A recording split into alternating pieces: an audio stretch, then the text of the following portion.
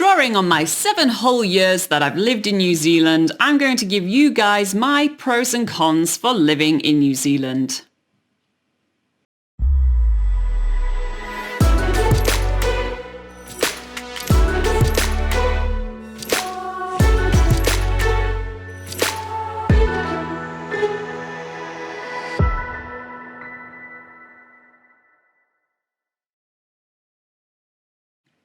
Hey there, Laura here from NZPocketGuide.com, which is New Zealand's largest travel guide. And although this channel is primarily for traveling in New Zealand, that's mostly what we cover on NZ Pocket Guide on this YouTube channel, but also on NZPocketGuide.com, the website. This video is more directed to those of you who are thinking of immigrating to New Zealand and seeing it as a place to live or at least spend a few years here, for instance. This video will be more useful towards you guys and giving you my pros and cons of living in New Zealand. So while this is a pros and cons list, just bear in mind that I did choose to live in New Zealand and I've stayed here for 7 years, as I've said. So I obviously have a bias thinking that it's the preferred place I want to be. But bear in mind that it might not be the right place for everyone. And that's what I hope to just make more obvious to you with this pros and cons list. What I find a pro, you might find a con, for instance, and vice versa. So bear all that good stuff in mind. And if you kind of know the pros of living in New Zealand, you feel positive about the idea of living in New Zealand, then you can just skip to the cons section of this video, which you'll find in the timestamp below. It's just to skip all the initial stuff and get on to the more negative things. Okay. But let's begin with the positive. Let's begin with the pros of living in New Zealand. The first major pro for living in New Zealand, in my opinion, is the amazing outdoors. New Zealand has really varied and dramatic landscapes. You have beautiful snow-capped mountains, you have volcanoes, you have beautiful golden sand beaches, really dense forest, and everything else I can't think of, lakes, rivers, so many different things to see and do and explore. And the nature here is phenomenal. The wildlife, which mainly consists of birds, basically you get a new appreciation for birds once you live in New Zealand. All that is what I really consider the main pro of living in New Zealand, is having all this sort of stuff on your doorstep. It's a small country, so it's easy to travel around and actually get to all these places and see lots of amazing different stuff while you're living here. So yeah, that is the main highlight and the main reason I think people should choose to live in New Zealand is because if you like the outdoors and you want to spend time exploring the outdoors and you like nature and wilderness, then that is what New Zealand is all about. Next, we have New Zealand has a lower population than a lot of places in the world. And with that comes a lot of benefits. For instance, it's quite rare to be queuing up for things. At the supermarket, you rarely have to queue. Like there'll only ever be like one person in front of you for most occasions, I feel. If you're going to the post office, there's usually just one person in front of you compared to, because I'm originally from the UK. In the UK, everyone just gets used to queuing for ages and ages, but not in New Zealand. It's so refreshing to not have to queue. It's also in New Zealand, you get more of a small community vibe. There's various different small towns in New Zealand, and small towns really does mean small town. Often enough, when you're stood in the middle of a town in New Zealand, you can see the each end of the town just by standing in the middle where it begins and ends. So that's how small we're talking. So when you are like meeting people or, living somewhere, you kind of get to know people quite well. You're not really, it's not like there's so many people everywhere that you're just like, there's too many people to get to know everyone. But yeah, there's more of a small community vibe. You kind of recognize people when you're going to the supermarket or that sort of thing. So yeah, that's what I consider a pro. And also to do with low population is that there's less traffic on the roads. That's with the exception of, for instance, if you're living in Auckland, which is the largest city in New Zealand and has the largest population of New Zealand, then that definitely has some traffic issues. Also, going into Wellington, which is the capital, and even going into Christchurch, which is the largest city on the South Island. But elsewhere in New Zealand, everywhere else, because New Zealand has a lot more places than those 3 cities, the roads are pretty empty, and that's quite nice. It makes it more enjoyable to drive. Another pro on the list is that it's easy to find a job in New Zealand. That's because, well, again, with the low population, there's less competition. And we do have a video on this channel, which is how to find a job quickly in New Zealand, and that gives you tips of how to find a job. Obviously, jobs don't just fall on your lap. You do have to do a little bit of work to find a job, usually, using a few different methods, but I was really surprised at how easy it was to get a job in New Zealand, and I don't know many people that have struggled. Most people that I talk to, even if they're in very distinct professions and stuff, they usually find what they're looking for. Okay, next pro on the list is it's easy to start a business. So, also continuing on the work theme, if you do want to start your own business, it's pretty smooth. Registration is a smooth process. There's not too many fees involved.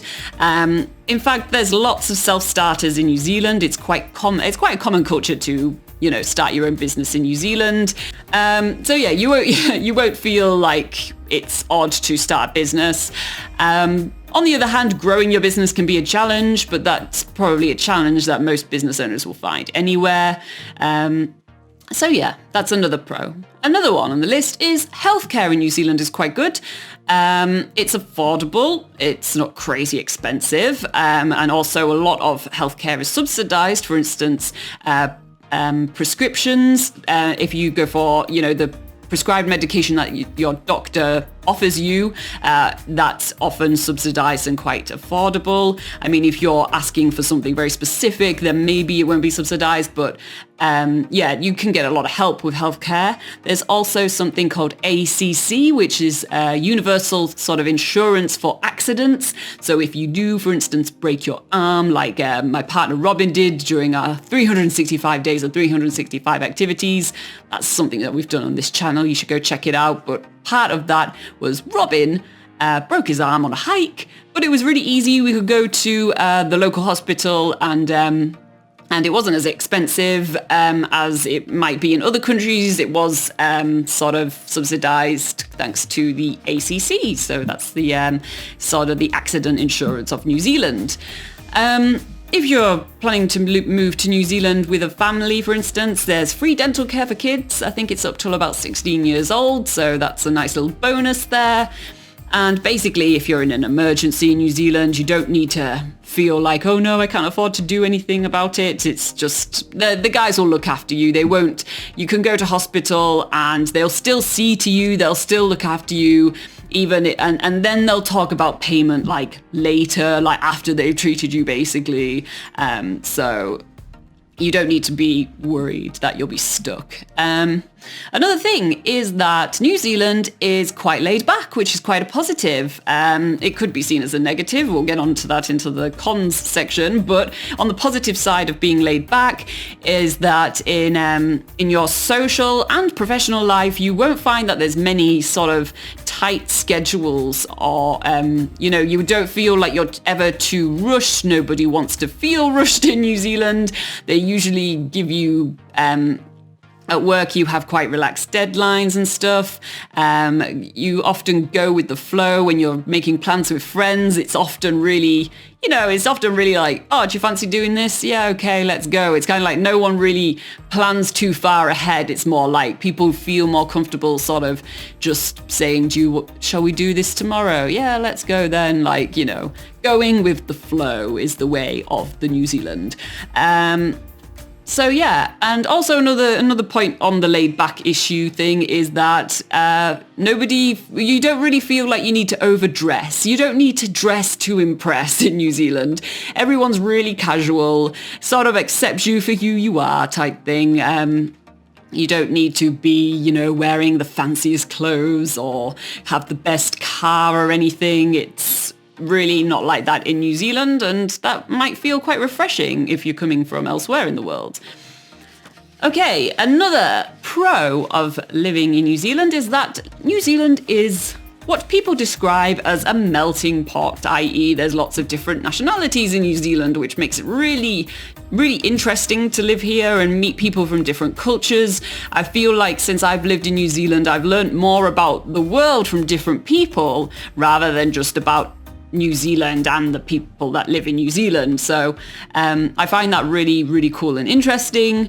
And you're more likely to find that mix of nationalities in cities, like usual anywhere in the world. Cities are more usually where there's more people and more cultures and stuff. But yeah, but even if you are living in a smaller town in New Zealand, you're not really made to feel like the odd one out so much, even if you're a foreigner. There's usually other foreigners around and stuff, so it's not weird. Another pro of living in New Zealand is that it is safe. New Zealand has a lower crime rate than a lot of places in the world. So for instance, people don't lock their front doors in many places. I remember the first place that I went to go rent in like a house share in New Zealand, after I decided, I want to live here. Where are the house keys? And they were like, what house keys? We don't have house keys. So yeah, people just, in a lot of places, it's just you feel very relaxed because you're not always scared people are going to rob your house, and you don't feel like you have to look over your shoulder for pickpockets or anything. So yeah, you can relax about that sort of thing, but obviously don't relax too much because it's always good to have common sense. New Zealand has a low crime rate, not no crime rate, so bear that in mind. But I think probably the major safety issue in New Zealand is getting sunburnt, because that sun is very harsh, or any other sort of weather sort of thing. If you're doing a hike, make sure you're prepared for all types of weather, for instance. That's the sort of safety issue you need to be thinking more about. Next on the list of our pros is politics doesn't matter. Well, it does matter. Just on my notes it says it doesn't matter, but it does matter, of course. Politics does matter. But people in New Zealand, they don't discriminate based on political beliefs. They don't, people don't really like to talk too much about politics anyway. So you don't feel like you get in heated debates and have fallings out over political beliefs and stuff. Like, people in New Zealand are kind of more accepting of different beliefs and different people. So yeah, that's a positive way of looking at it. Another pro, it's super easy to travel through New Zealand because New Zealand's quite a small country. As long as you have a car, it's easy to get around and see really different landscapes, like I said at the beginning. Also for weekend road trips, for instance, you can see things. There's really vast and varied road trips to be had on your weekend road trips and stuff. So yeah, it's sort of like the lifestyle of seeing different things, going to really beautiful, say, waterfalls or a national park or that sort of thing is really easy to do because you can just drive there and within a couple of hours you could be somewhere that feels completely different to where you started. Okay, next on the list we have there are conservation efforts in New Zealand, which I find really refreshing, coming especially from the UK, where I had no education whatsoever on protecting the natural environment.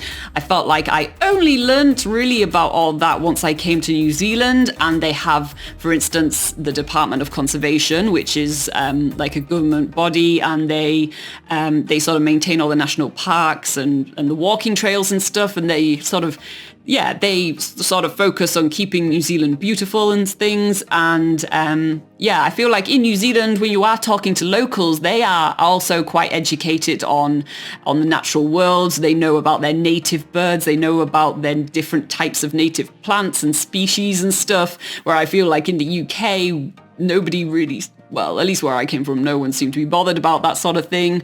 So that's really nice and refreshing and really important. I feel like it's very important, especially in this day and age, to protect the natural environment. So that's what New Zealand does quite well. Not perfectly, but quite well. They're good at educating people on it, and they're good at educating tourists as well. There's a lot of tourist activities that revolve around protecting the natural environment. And finally, on my pros list, I have that car insurance is not mandatory. I see this as a pro because that means that you can borrow people's cars, you can let someone borrow your car. It just kind of makes, like, considering the car is your property, it means that you can, you know, you can decide what you do with it. I'm really comparing this more to in the UK, where you can't, where insurance is mandatory and it has to be under someone's name. So basically that only one person can drive it type thing. That's not the case in New Zealand, and that means that you have more freedom, I find. So I find that a pro. Okay, we will be moving on to the cons just as soon as I have a quick sip of my coffee. Okay, so moving on to the cons. Of course, some of these cons might be pros for other people, or the pros I've just said might have been con for you. Obviously, it's up to you to decide that. But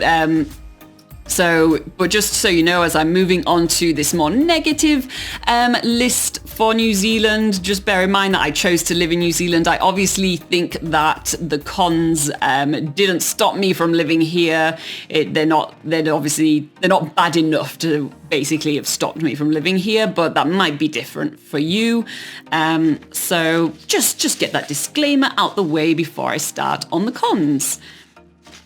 Okay, so the first con to bear in mind is that New Zealand is quite expensive. Because there's not that much competition in the market, there's a lot of things have to be imported from quite far away to New Zealand. That means that the prices for everyday items are a little bit more expensive than a lot of other countries. But on the other side of that, the minimum wage is quite high in New Zealand, so it kind of makes up for the cost of living. But it's not really like you probably might struggle to save a ton of money in New Zealand. It's more like balanced out with, the minimum wage, or like your wage compared to the cost of living. Okay, next we have New Zealand is quite far away from other countries. You probably already know this. New Zealand is quite isolated in the southern hemisphere. Its closest neighbours are Australia, and some of the South Pacific islands are about 3 hours flight away, but everywhere else in the world is quite far away, meaning that if you do need to get to or want to get to other places, that means that it's going to be expensive, it's going to be really time consuming to fly there, and also it has a huge carbon footprint to go to most other countries. So if you are coming from places like Europe or the US or that sort of thing, then probably don't expect to be able to go home every Christmas. I mean, once you're here for a while, you realize that, you've got to invest a lot of time and money into going home. And sometimes you realize it doesn't make much sense to go home too often. And like I say, there's the huge issue with the carbon footprint of going back, taking such a long haul flight. So you just basically have to get used to sort of living your life away from people that you were used to living with back home. Of course, you have video calls and stuff, which is really, really awesome, really cool. But you're just going to have to, if you are really attached to family and friends and stuff on your life back home, then you do need to really seriously consider when you're leaving to come to New Zealand, it's definitely not going to be the same. So bear that in mind. Number 3 on my cons list is the weather changes a lot in New Zealand. So that makes it difficult to plan things around the weather. It's more like you just have to be prepared for any weather scenario. So that means that you might have to carry a bit more gear with you, like make sure if you're going out and about for a day, you have a day pack with sunscreen, rain jackets, that sort of thing, because even if the weather forecast can be completely different once you're actually out there. So, all that to bear in mind. And another silly thing, but you might put your laundry out in the morning because it's nice and sunny, and then all of a sudden it's raining, so you have to run out to get your laundry. And that's just the weather changes a lot. Just be prepared for it. Okay, number 4. You need a car for living in most places in New Zealand. So in places like Auckland and Christchurch and Wellington, you might be able to get away with not having a car because they do have public transport systems that are okay. But elsewhere in New Zealand, the public transport systems are not that extensive, not that useful. And, in order to get to sort of some really cool off the beaten track places in New Zealand, which, there's a lot of, it's a good thing to do in New Zealand, you will need your own car. New Zealand is definitely a country where people rely more on their own vehicle rather than public transport, so bear that in mind. Another con is that the city life in New Zealand is quite basic. If you're all about cities, if you're all about like going out clubbing, going to shopping malls and going to awesome cinemas and going to the theatre and having unlimited shopping at your fingertips, that's really what New Zealand is not about. New Zealand, I've talked a lot about at the beginning of this pros and cons list that New Zealand's really good for nature and wildlife and things like that. But when it comes to city life, they do have all those things, but it can be quite underwhelming if that's what you live for. It can be underwhelming in New Zealand. So bear that in mind. Might not be the best place if you are all about city life. Next we have consumer laws in New Zealand are not always enforced, and this is definitely a problem you have if you're living in New Zealand. Definitely not a problem for tourists, but people living in New Zealand for a long time, they'll find sooner or later that they might come into problems with this, especially compared to if you have lived in, say, the EU, where there's quite strict consumer laws, or in the US, where there's so much competition that if a company does something wrong, then you're just going to go with another company, and then it's their issue if they lose you as a customer. But in New Zealand it's quite different. So for instance, with the consumer laws, if a company does a bad job, if they do something wrong, then you as a consumer have to give them some chances to get it right. And that's plural chances. That could be many chances to fix the problem. And this means that problems can last for a very long time, and until eventually they decide to reimburse you, or they might get, if you report it, they may get fined, but they might not, it's very relaxed. And sometimes it's kind of like you just have to be quite lucky when you're choosing companies, or you have to do a lot of research to choose a company that has a good reputation, because sometimes you might end up getting, choosing a company that's not so good. They're a bit dodgy. And if that happens, then it's usually it's just tough, and you lose your money or you lose your time, and that's just how it is.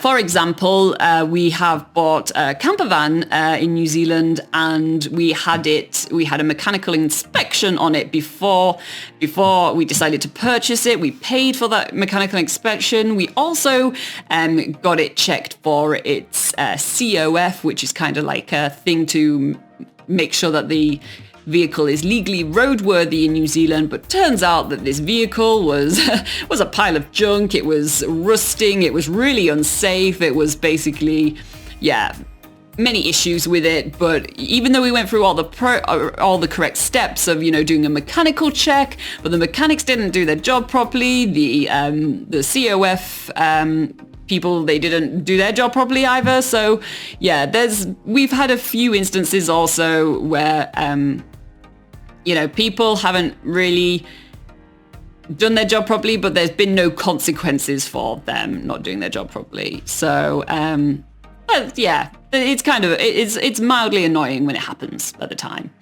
Another thing about consumer laws is that the prices can be quite confusing on food, for instance. They might have different, so their prices might be sort of hidden behind like per kg or per 100 grams or per piece between different shops and stuff. Like you'll find like a grocer's might do 100 per 100 grams, or supermarket might do per kg and things, or even on the same shelf they might have different prices. So you kind of have to pay attention when you're actually wanting to know what the price of things are, rather than just taking it at face value. For instance, like a family pack of mayonnaise actually might end up being more expensive per 100 gram than compared to a small pack of mayonnaise, for instance. That's just a silly example. But another thing is that if you change your mind on buying anything, the laws are in New Zealand that you can't return it if you just change your mind. It has to be faulty or broken or something wrong with it. So, but it's kind of up to the trader. If they want to show good customer service, they will refund you or let you pick something else. But a lot of the time they choose not to. They're just like, oh well, if you chose the wrong thing, or or it wasn't the right product, then tough. You still have to pay it. They don't have to reimburse you, basically. So yeah, in conclusion, it might feel a little bit like the Wild West in New Zealand compared to like in the EU, for instance. So bear that in mind. Another thing, another con is that customer service in New Zealand is not a priority. So outside of the tourist areas, where obviously on tourist activities and stuff, you're kind of, you're a tourist, you're made to feel special and stuff. But outside of that sort of realm, if you ask for something, even at a place like, even in hospitality, like a cafe and stuff, you kind of are made to feel like you're being a bit of a bother to them. Like, yeah, some workers in New Zealand, they don't really want to be bothered. And even if you're calling up, say, a phone company or your electricity company or something, and you ask for something, or maybe say something that's a little outside the box, maybe a problem that needs solving, then they'll kind of be like, oh God, like they don't want to do it, and they let you know. I mean, compared to, say, customer service in other countries, usually people are like, oh, well, sorry about that. We will help you with the solution type thing. And then, although they say it all nice and happily, they usually find a solution and stuff. But in New Zealand, they're usually a little bit negative about customer service. And, at supermarkets, for instance, they're really slow compared to elsewhere. Like they're not in a hurry. They're not in a hurry. And, yeah, that's what I've observed. Okay, another thing, another con, which actually might explain the previous con, is that there is nepotism in the job market. So, things like personality or friendships or common culture are often valued over skills and experience when finding a job. Being in New Zealand for about 7 years, I've mostly been in the tourist industry, and I see that people that get hired for jobs are usually their mates of someone that, basically they're just mates, or they have a good personality, or they're just fun to work with. That is kind of seen more as a reason to hire someone than actually being good at the job. So because of this, this does seep through into as a customer, and the customer experience. If someone's not good at their job, then then you can tell. Next, we have the internet coverage around New Zealand isn't the best. Fibre, it hasn't rolled out everywhere in New Zealand as of yet, as of 2021. I live in a small rural town in New Zealand, and the internet here is pretty slow, especially compared to when I go to Auckland, for instance, and everything's super fast. But for instance, to upload a video, say 2 videos that are about 10 minutes long, that usually takes all night where I'm living. So that's it's pretty slow. Another con is that there is a massive housing shortage in New Zealand. Therefore, the price of housing is quite high. The rental prices are through the roof. Did you like that pun there? And yeah, there's also this culture in New Zealand of owning a batch, which means owning a holiday home. That means that a lot of people basically have 2 homes, and one will stay empty for most of the year, and again, that kind of might just contribute to the massive housing shortage in New Zealand. But yeah, that means that if you're not making a lot of money, it's kind of hard to save money in New Zealand. And when I first moved to New Zealand, I literally lived in a garage sharing a room with someone, just to sort of get started. That was like the cheapest, most manageable rental price I could find when I was living in Queenstown, which is probably the worst place. It is actually probably the worst place to sort of buy a house or rent a house, but like in terms of the price, but that's what it's like in New Zealand. Okay, next up we have just referencing my own notes, it says houses are kind of well, the houses aren't of the highest quality in New Zealand. They're quite cold. They're wooden houses, it's good that they're wooden houses because there are earthquakes and stuff in New Zealand that would be better than having a brick house. But they are often not well insulated. There's bad airflow, so that means that it can be quite moldy and have a lot of condensation and stuff on the windows. Double glazing is really rare. So again, you're losing more like warm air out of the house. And they don't have central heating in New Zealand. They have things like heat pumps, which is basically like an air conditioning unit, but it blows out hot air. And also they use a lot of houses have log burners, so that means you've got to go supply, get wood and stuff like that. So basically, yeah, houses aren't as warm in New Zealand as they are like compared to the UK, which is the only place I can really compare to for houses, for the similar temperature and stuff. But yeah, in New Zealand it can be quite cold in some houses. Let's see, what do we have next? Oh yeah, speaking of the earthquake thing, this might be a con to some people that might find the thought of that quite scary, that there's earthquakes in New Zealand, but there's also volcanoes, and volcanoes can erupt. There are active volcanoes in New Zealand, but New Zealand is really well prepared for earthquakes. Many buildings around New Zealand are earthquake strengthened. There's sort of, New Zealand sort of leads the way with having like developed, in the developed world for earthquakes, making sure that buildings are sturdy enough and that sort of thing. We do have a full video on this channel addressing the earthquakes and volcanoes in New Zealand, so you can go check that out for more information.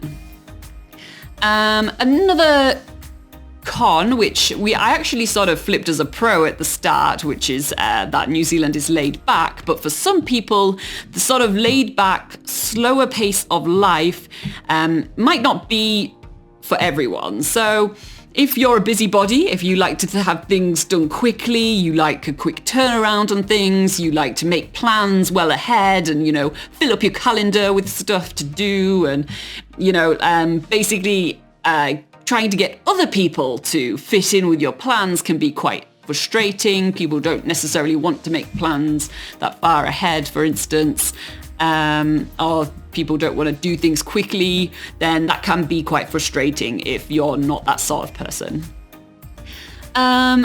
And finally on this cons list is that the immigration processes are quite long and expensive. For Immigration New Zealand, obviously, if you're looking at this video, you might be considering living in New Zealand, which means that you will have to immigrate here through Immigration New Zealand, get the appropriate work visa or residency visa, etc., etc. But this is a really long process. They are quite slow at Immigration New Zealand at getting through all their paperwork and stuff. So typically on the website, you can see how long it takes for them to process different types of visas. And I think for things like residency visa, that takes up to like 6 months, even as far as a year. You'll have to keep on looking to see how those process times change. But yeah, they are. It's a long process. You need to plan for, like if you come to New Zealand, for instance, and then you're like, okay, I want to stay here and get residency, you need to plan that quite far ahead and start your application as early as possible. And they will take the whole time. It's not like, oh, it could take 3 weeks, but they do it in 2 days. A lot of the times it will take them as long as 3 weeks or longer. For instance, actually in my case, when I was transitioning from a work visa to a residency visa, I actually was coming up to my work visa expiring in like 2 weeks time, even though I had applied like months before for the residency, and I had no information back from Immigration New Zealand for the application for the whole time. And if my visa ran out, then that meant I couldn't legally be in the country anymore, and I would have to leave, and it would make it really hard to come back.